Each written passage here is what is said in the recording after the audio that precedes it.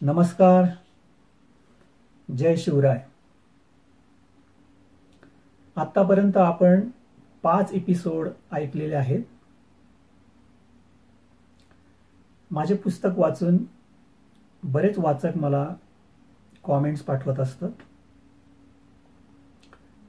त्यातली एक कॉमेंट आपण पाहूया. सारंग, खूपच छान अभ्यासपूर्ण मांडणी केली आहे छत्रपतींच्या रणनीतीची. आजपर्यंत इतकी छान विजयात्मक मांडणी कोणी केल्याचे निदर्शनास आलेले नाही. वेगळा अभिमानास्पद विषय मांडल्याबद्दल धन्यवाद. अशा पद्धतीची कॉमेंट महेंद्र जोशी यांनी लातूरहून केलेली आहे.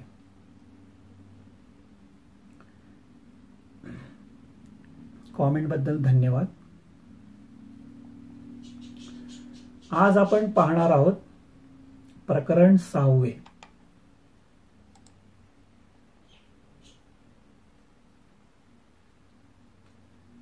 The supreme art of war is to subdue the enemy without fighting. Sun Tzu.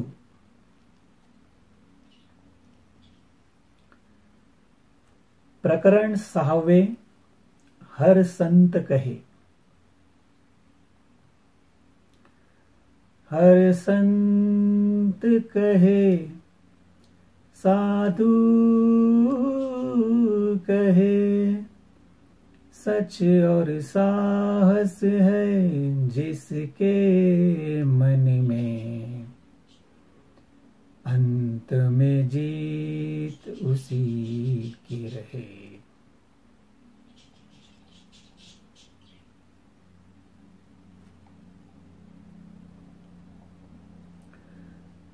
प्रकरणाच्या सुरुवातीला शिवशाहीर बाबासाहेब पुरंदरे यांनी या बाबतीत काय लिहिलंय ते आपण पाहूया. महाराज चिंताक्रांत होते. मुरारबाजी पडला, असंख्य पडले. पुरंदर अजून झुंज देतोय. दिलेर खानाशी नव्हे, मृत्यूशीच. आता आणखी किती तग धरायची, सीमा झाली.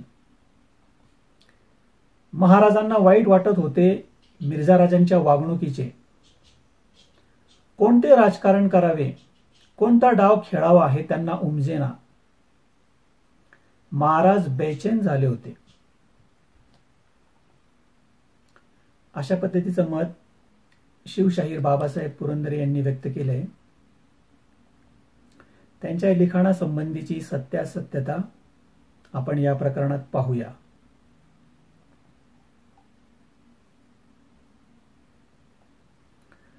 शिवपूर्व काळात सुलतानांच्या जुलमी राजवटीमध्ये सामान्य जनतेला दिशा दाखवण्याचे महत्वपूर्ण कार्य महाराष्ट्रात सर्व संतांनी केले. संत ज्ञानेश्वरांपासून ते थेट संत तुकारामांपर्यंत सर्व संतांनी खऱ्या व शुद्ध धर्माची महती अभंगाद्वारे लोकांना सांगितली. सत्य सांगून जनजागृती केली. संत सज्जनांच्या जागृतीने व महाराजांच्या प्रेरणेने मराठे धारकरी बनले. सत्य अभंग आहे. सत्यमेव जयते. महाराजांची बाजू सत्याची होती, म्हणूनच जनता त्यांच्या पाठीशी उभी होती. सत्याचा नेहमी विजय होतो. मग महाराजांचा पराजय होईलच कसा?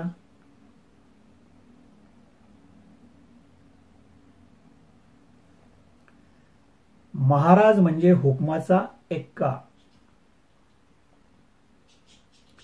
पुरंदरच्या लढ्याने व आपल्या लष्करी सामर्थ्याने मिर्झा राजांनी महाराजांवर दबाव आणला होता व स्वराज्यापुढे मोठे आव्हान उभे केले होते. पण येथे त्यांची गाठ पडली होती कोणा सामान्य शत्रूशी नव्हे, तर खुद्द शिवाजी महाराजांशी. इथे चाणक्याविषयीचे वर्णन महाराजांनाही लागू पडते.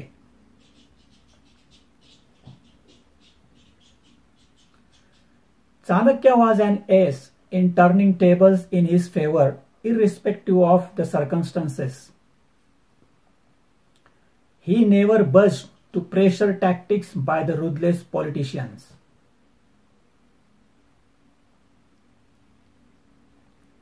याचा अर्थ, हुकमाचा एक्का असलेला चाणक्य परिस्थिती कितीही प्रतिकूल असली तरी शत्रूने टाकलेले डाव त्यांच्यावरच उलटवीत असे. निष्ठुर राजकारण्यांच्या दबाव तंत्राला तो भीक घालीत नसे.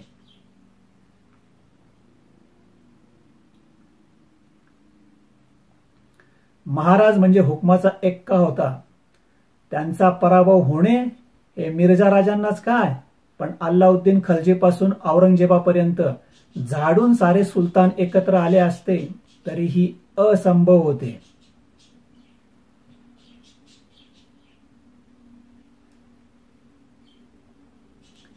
भूमी बुद्धाची, युद्ध कोणाला पाहिजे, प्रत्येकाने स्वतःला व इतरांनाही समजून घ्यायला पाहिजे. दिनांक 11 जून. गरजती तोफांचे चौघडे, मराठी पाऊल पडते पुढे.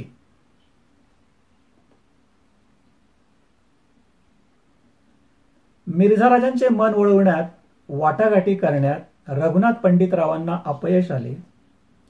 म्हणून मग महाराज स्वतःच वाटाघाटी करण्यासाठी मिर्झा राजांना भेटायला निघाले, तेही निशस्त्र. कारण भेटायला येताना निशस्त्र यावे अशी मिर्झा राजांनी त्यांना अट घातली होती म्हणे. अर्थात त्यांनी अशी अपमानकारक अट घातली नसती तरी काही फरक पडला नसता. कारण काम भवानी तलवारीने करायचे नव्हतेच, काम डोक्याने करायचे होते. त्यांना मिर्झा राजांना ठार करायचे नव्हते, तशी गरजही नव्हती. मिर्झा राजांनी महाराजांना ठार करण्याची शक्यता नव्हती, कारण मिर्झा राजे राजपूत होते व जीवितास अपाय होणार नाही असे महाराजांनी त्यांच्याकडून आधीच वचन मागून घेतले होते. मग उगीच कमरेला तलवारीचा भार कशाला.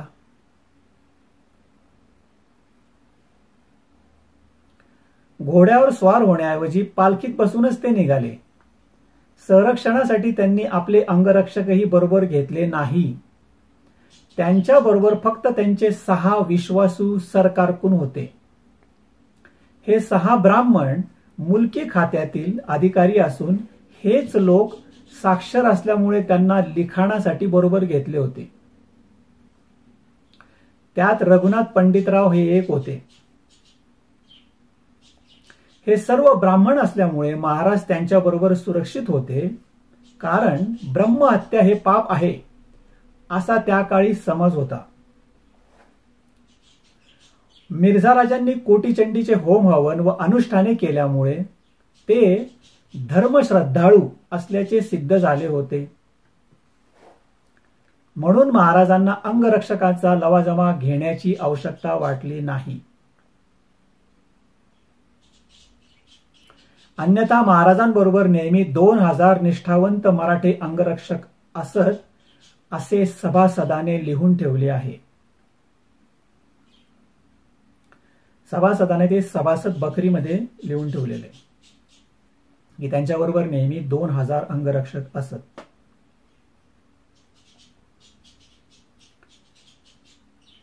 महाराज निघाले. काय करायचे ते आधीच मनात ठरलेले होते. 3 महिन्यापासून त्याची तयारी सुरू होती. योग्य ती वातावरण निर्मिती महाराजांनी कुशलतेने केलीच होती. आता त्याला मूर्त स्वरूप द्यायची वेळ आली होती. हे युद्ध त्यांना केवळ आपल्या बुद्धीने, वाणीने जिंकायचे होते. पूर्वी त्यांनी याच पद्धतीने किल्ले चाकण, पुरंदर, कुवारीगड, तोरणा हे सर्व गड लढाया न करताच जिंकले होते.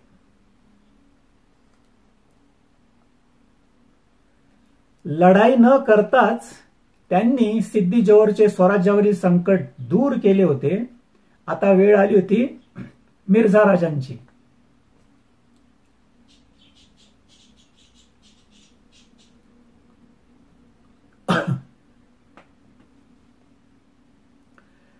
मिर्झा राजांची ऑल ऑर नथिंग पॉलिसी अर्थात खाईल तुपाशी नाहीतर उपाशी धोरण. महाराजांचे वकील रघुनाथ पंडितराव यांनी पुढे जाऊन मिर्झा राजांना महाराजांच्या आगमनाची वर्दी दिली. महाराज छावणीपासून काही अंतरावर येऊन थांबले होते.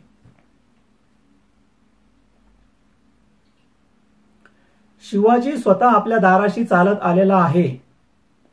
शरणागतीशिवाय त्याला कुठलाच पर्याय नाही, तेव्हा आपण मागेल ते मान्य करण्याशिवाय त्याला गत्यंतर नाही हे ओळखून मिर्झा राजांनी आपल्या 2 अधिकाऱ्यांना म्हणजे चिटणीस उदयराज मुन्शी व उग्रसेनला सांगितले की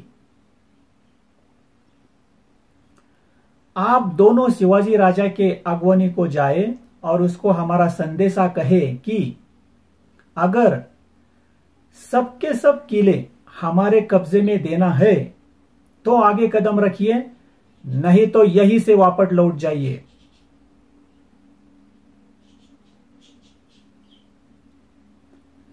अशा प्रकारचा कठोर निरोप मिर्झा राजांनी शिवाजी महाराजांना पाठवला. दाराशी आलेल्या शाही पाहुण्याला असा अपमानकारक निरोप पाठवणारे मिर्झा राजे किती अहंकारी होते याचा हा पुरावा आहे. महाराजांना कोंडीत पकडण्याचाही त्यांचा विचार दिसतो, म्हणून त्यांनी हा मुत्सद्दी डाव टाकलेला दिसतो.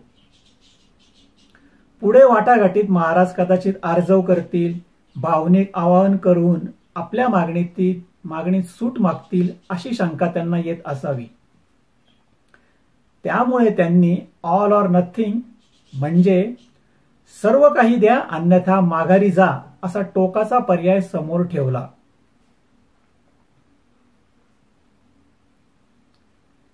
महाराजांच्या जागी दुसरा कोणी असता तर मिर्झा राजांचा हा कठोर निरोप ऐकून गडबडला असता, चिंताक्रांत झाला असता.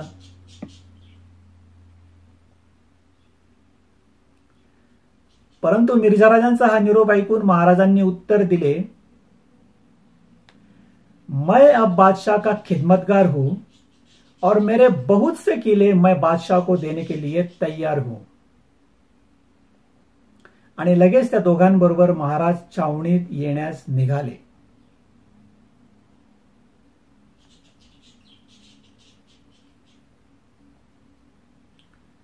मी असे ऐकले आहे की ईश्वर सत्य आहे, पण मी तुम्हाला सांगतो सत्य ईश्वर आहे.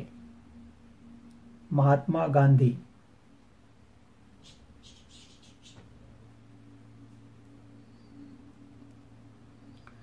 आचार्य चाणक्यांनी अर्थशास्त्र हा अमोल ग्रंथ लिहिला. या अर्थशास्त्राचे विवेचन करताना चाणक्यांनी 32 प्रकार उपयोगात आणले आहेत. उदाहरणार्थ अधिकरण, उपदेश, अतिदेश, उपमान, अर्थसंपत्ती, विपर्यय, अपवर्ग वगैरे वगैरे. यातील अर्थसंपत्ती म्हणजे काय ते समजून घेऊ. अर्थसंपत्ती न सांगता साहजिकच जो अर्थ निष्पन्न होतो तो अर्थसंपत्ती. जसे राजाकडे जायचे ते त्याच्या मर्जीतील माणसाच्या वतीने जावे असे सांगितले असता मर्जीत नसलेल्या लोकांबरोबर जाऊ नये हे लक्षात येते. महात्मा गांधी यांचे वरील विधानही अर्थपूर्ण आहे. महात्मा गांधी यांचं कोणतं विधान? त्यांचं विधान आहे असं, मी असे ऐकले आहे की ईश्वर सत्य आहे, पण मी तुम्हाला सांगतो सत्य ईश्वर आहे.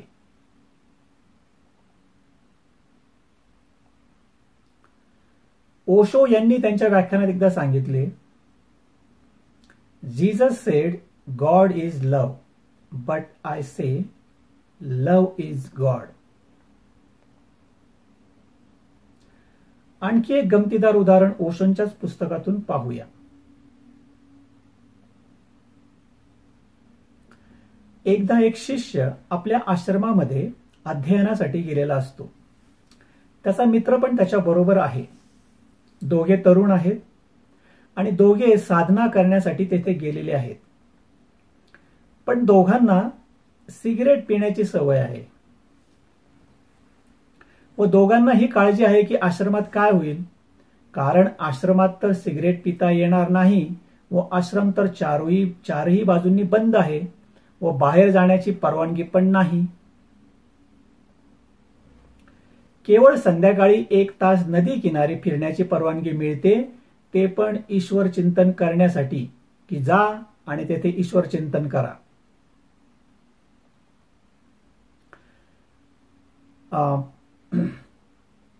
तेव्हा दोघांनी विचार केला की चला तिथेच सिगरेट पिऊया.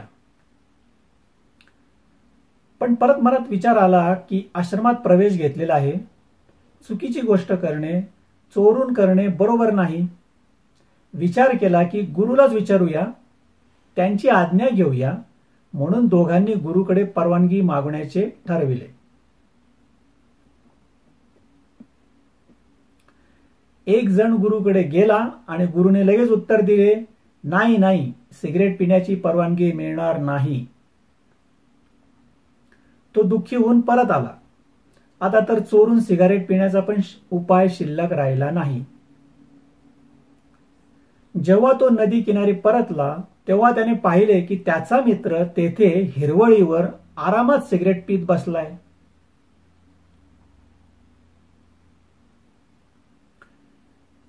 तेव्हा याने विचारले की काय, तू परवानगी न घेताच सिगरेट ओढणे सुरू केले आहे काय? तेव्हा दुसऱ्या मित्राने उत्तर दिले की नाही, मी विचारले आणि गुरुने सांगितले की हो चालेल.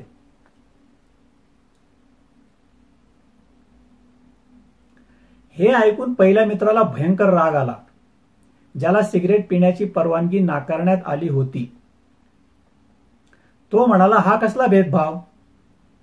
मी विचारले तर गुरु मला नाही नाही, सिगरेट पिता येणार नाही असे म्हणाले आणि तुला मात्र कशी परवानगी मिळाली? चला गुरूंना जाऊन विचारूया.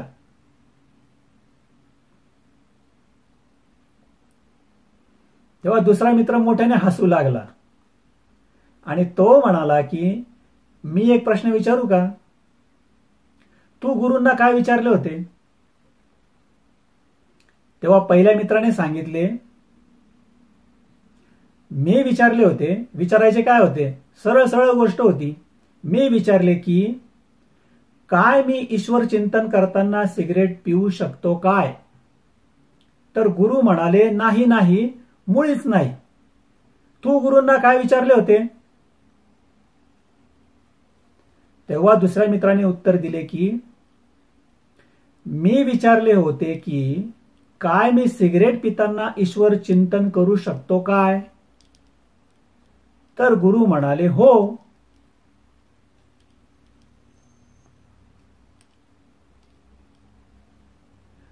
थोडासा फरक. तसे पाहिले तर काही फरक पण नाही. काय फरक पडतो की एक माणूस ईश्वर चिंतन करत असताना सिगरेट पितो की सिगरेट पिताना ईश्वर चिंतन करतो? गोष्ट तर एकच दिसते. पण नाही, फरक आहे, मूलभूत फरक आहे.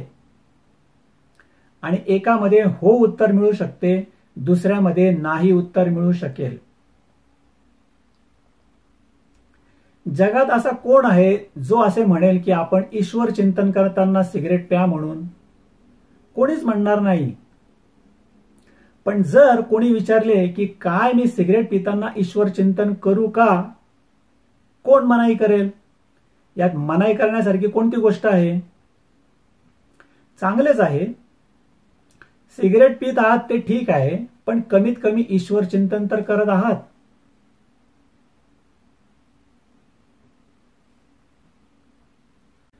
सबके सब किले व बहुत से किले.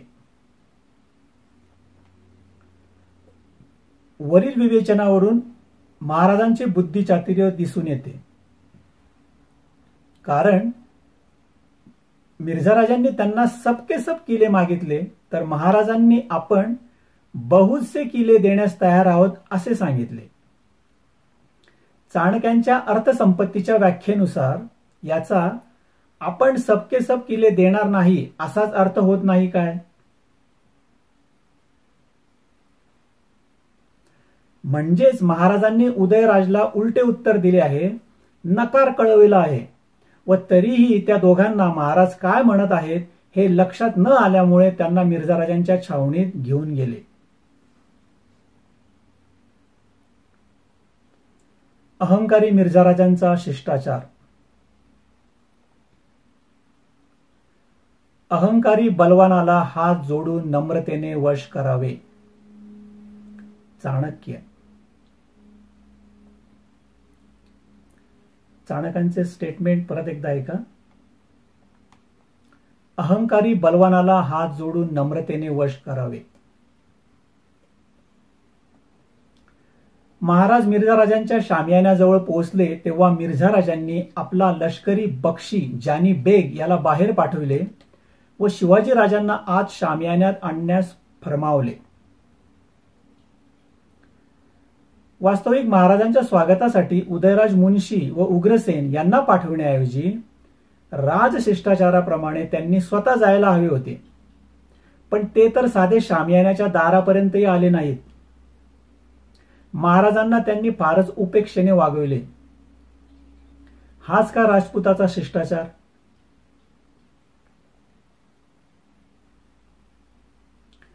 पण तरीही मिर्झा राजांवर राग न धरता, कसलाही अपमान न मानता महाराज हसत मुखाने आले, निशस्त्र आले व भेटले.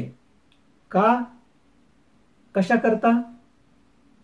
तर अहंकारी लोभी बलवानाला हात जोडून नम्रतेने वश करण्यासाठी.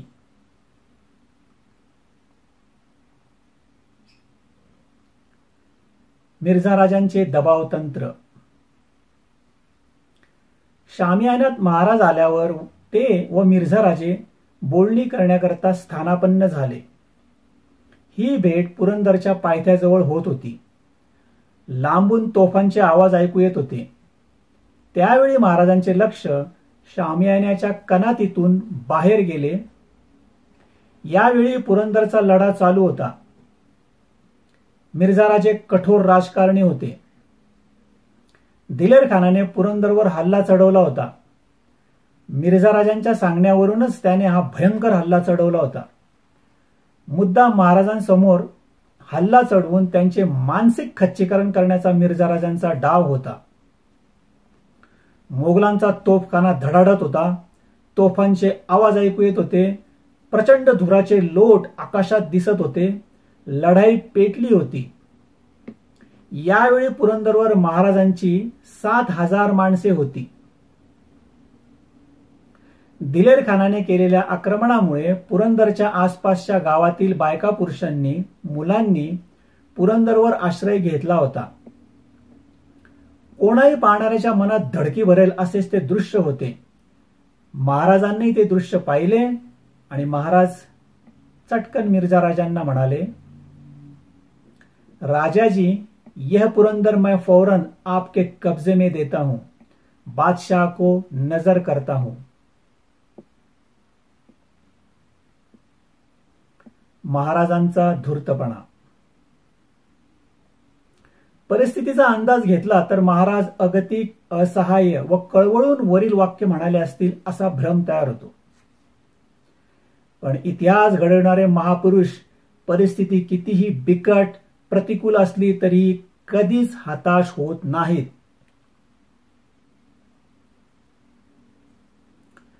क्षितिजा पलीकडे पाहण्याची दृष्टी असेल तर क्षितिज नक्की गाठता येतं. आपल्या रक्तातच धमक असेल तर जगही जिंकता येतं. यासाठीच तर महाराजांनी हाती तलवार घेतली होती. परिस्थिती बदलून टाकण्याचे प्रचंड सामर्थ्य त्यांच्यात होते. प्रतिसृष्टी निर्माण करणारे ते विश्वामित्र होते. पण महाराजांना मिर्झाराजांनी तुच्छतेने उत्तर दिले, पुरंदर पर तो हमारा कब्जा आ ही गया है. बिल्कुल थोड़ी देर के बाद हमारी तलवारें अंदर के लोगों को कत्ल करेगी. आपके पास बादशाह को नजर करने के लिए दूसरे बहुत से किले हैं.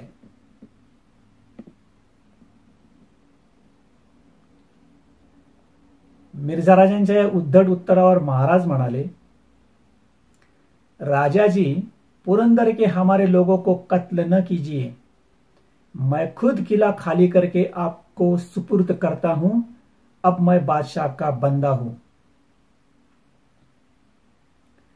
महाराज अगदी सुरुवातीपासून म्हणजे पत्रांमधून पण बंदा बादशाह का नौकर है, मैं अब बादशाह का खिदमतगार हूं, अब मैं बादशाह का बंदा हूं असे सारखे म्हणत होते.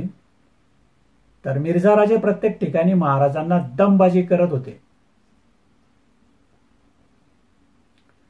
आताही यावेळी पुरंदरवर दिलेर खानाने जो प्रचंड हल्ला चढविला होता, तोफांचा धडाका चालू केला होता, तो मिर्झा राजांच्या सूचनेवरून चढवला होता. मुद्दाम त्यांनी आपल्या बळाचे शक्ती प्रदर्शन चालविले होते.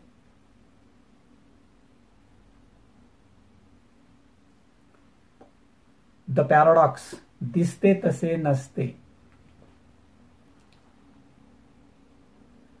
महाराजांना लुळापांगळा करण्यासाठी, त्यांचे मानसिक खच्चीकरण करण्यासाठी मिर्झा राजांनी असे शक्ती प्रदर्शन चालविले होते.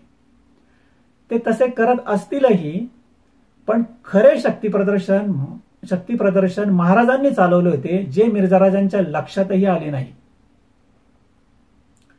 खरोखर महाराजांचे शक्ती प्रदर्शन सुरू होते हे पुराव्यानिशी सिद्ध करता येईल.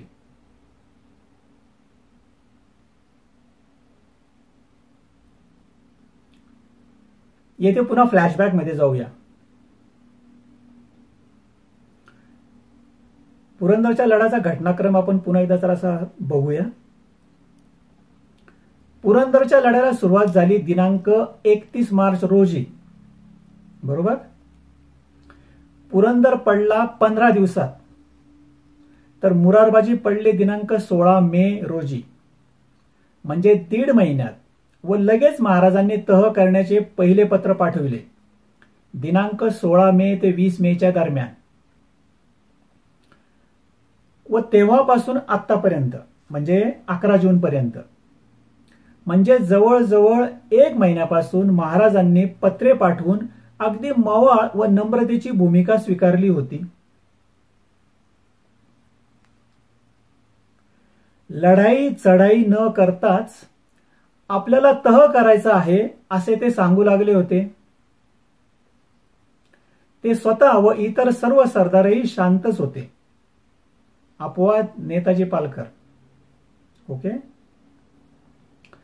पण पत्रव्यवहार सुरू केल्यावर देखील पुरंदरच्या लढ्याची तीव्रता काहीच कमी झालेली नव्हती, हे लक्षात घ्या.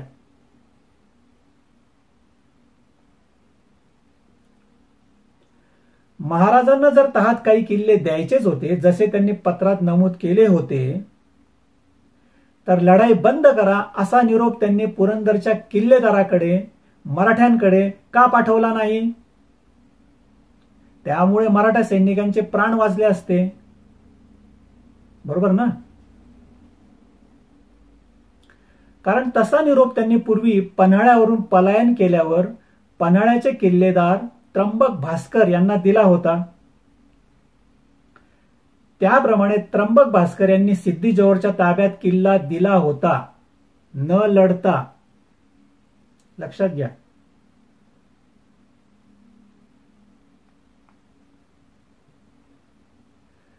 पण पुरंदरचे मराठे मात्र मोडेन पण वाकणार नाही या निर्धाराने लढत होते. तर स्वतः महाराज मात्र मिर्झा राजांपुढे निशस्त्र गेले होते, माघार घेत होते. एवढेच नव्हे तर गेल्याबरोबर त्यांनी मिर्झा राजांना पुरंदर देऊन पण टाकला. हे कसे? आश्चर्य ना.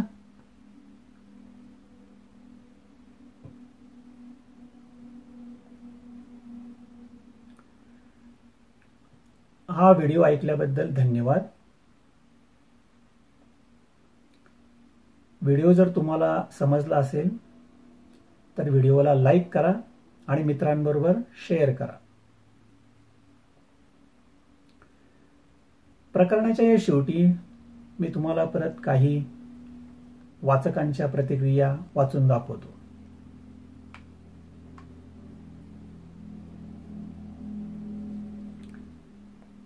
नाशिकहून हेमंत रिसबूड यांनी लिहिले आहे, सारंग, तू लिहिलेले पुस्तक वाचत आहे. काही गोष्टींचा नव्याने अर्थ लागतो आहे. नाण्याची दुसरी बाजू समोर येते आहे.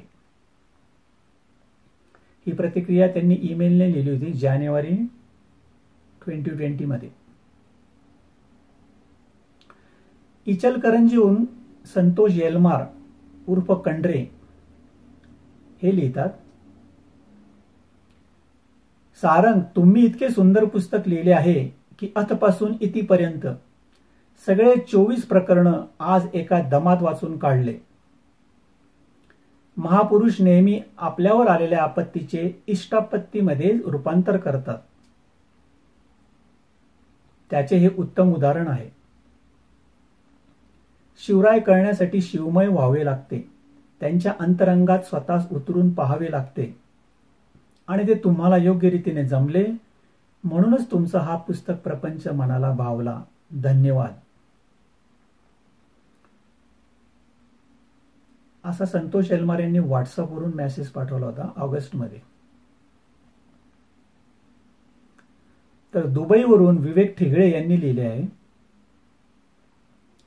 सारंग, धन्यवाद आम्ही म्हणायला हवंय की तुझ्यामुळे आम्हाला अपरिचित इतिहास समजला. आणि हे तेव्हा शक्य होते जेव्हा एखाद्याची त्या जाणत्या राजावर अशी असीम श्रद्धा असेल की माझा राजा चूक असूच शकत नाही व त्याच्या मुत्सद्दीपणावर, कर्तृत्वावर अगाध विश्वास असेल.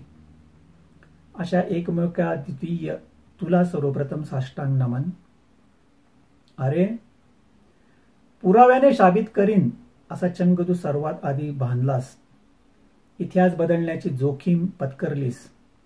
अनेक दिग्गज इतिहासकारांच्या मतांविरुद्ध तू संशोधन केलेस व सर्वात महत्वाचे म्हणजे यात तू निसंशय यशस्वी झालास. नक्कीच तुझी प्रेरणा दैवी आहे व हे काम तुझ्या हातून व्हावे ही तर श्रींची इच्छा. हा व्हॉट्सअपवरून त्यांनी मेसेज पाठवला आहे दुबईवरून विवेक ठेगळे यांनी. हे कॉमेंट्स करणाऱ्या सर्व वाचकांचा मी मनपूर्वक आभारी आहे. आपणाला हा व्हिडिओ पाहिल्यानंतर काही कॉमेंट्स करायचे असतील तर तुम्ही जरूर कळवा. धन्यवाद. जय शिवराय.